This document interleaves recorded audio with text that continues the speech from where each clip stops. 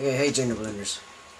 The topic this week is um, body dysphoria and sex. So let me start off by saying, if you're part of my family or a friend that don't want to hear about my sex life, I don't know what I'm going to say. So you might want to turn it off because there's no telling. So anyway, uh, first of all, body dysphoria. Even growing up, I can remember looking in the mirror and thinking my body should be different and be like so disgusted with my body because one thing, I'm only 5 foot tall. Okay, I've always been a short kid, even no matter how old I was very short. So that kind of sucked. But anyway, I would imagine myself, you know, bigger muscles and things like that, and you know, being able to do basically anything that a guy can do. But I just some things I couldn't lift, some things I couldn't just do because of my shortness, and that really bothered me. Uh, I would I would want to, you know, say, even a box that weighed 20 pounds, but if it was, really wide and really high or something, I can't get my arms around it because it's too short. That really would irritate me. Little things like that did, and of course the breast. It's like, why? Why did I have breasts? Why didn't I have a penis, I guess you would say. It was like all the time just thinking things like this and couldn't tell anybody. And I would try to wear bras that made them flat instead of like a sports bra, instead of like a bra that made them as, I'll tell Christy, they're perky, that was me. I always try to flatten them, even way before I came out as trans, and I went through the spell trying to change what was inside. I went through the spell of wearing makeup and trying to be who I wasn't. I tried to please, actually, my mom on things like that because, I felt bad because she didn't have the little girl that was growing up to be a cheerleader or a dancer or something like that in pageants. Anyway, I I don't know. I don't know what else to say on it. It's just, it became more clear too when you start wearing a binder and you can't get it just right, and you feel like that everything you do, you can still see them, or here you look pretty flat until maybe you move one way and your shirt gets tucked under. It's just awful. It's crazy. And and people and people are not trans. They really don't know what you go through, and they don't know how hard it is to live, to put the happy face on every day. You know, I do my happy and gratefuls that I found in The Secret, the book The Secret. I do them every day, and it's something I do. That I can be happy no matter what.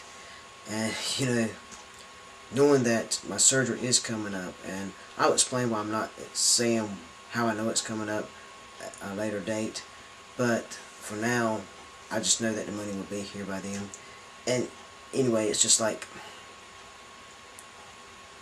I watch Ty's face, Andy's face, Notch's face, Josh's face. I watched all their faces, when it's revealed, and it's just hard to imagine, but easy to imagine at the same time. It's like, you feel like you can't believe it's happening. And so, and then you see faces like that, and it reminds you more that you got yours when you have to put that binder on the next day or whatever. Anyway, and as far as the bottom goes, I have a lot of story about that. It's also, I want to go into the men's bathroom and stand to pee. I don't use STP device, and the only reason why, because I just can't. I haven't mastered it anyway, but just I decided to around the house at least wear it in the pants that I wear, and I think that I'm just a old country boy. I like my Levi jeans and old Dickie jeans, and I don't wear pants that's real loose. As far as real loose, I'm like a old redneck would, I guess you would say. But they're just uncomfortable, you know. So I've gotten used to going to the men's bathroom and sitting down, even though it bothers the hell out of me, because especially when somebody walks in, you know, like people's in the stall and there's a urinal open, but you know, you don't want to use the urinal, and I don't know, it just really gets frustrating, and you just wish you could stand to pee, and it hits you more and more each time.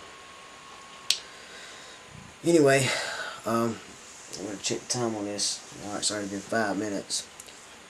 To say about the sex part, Christy and I have never had sex as a female and female.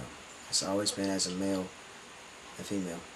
And to tell you the truth, I told her I was transgender when we first started talking, and it's been over 4 years ago. And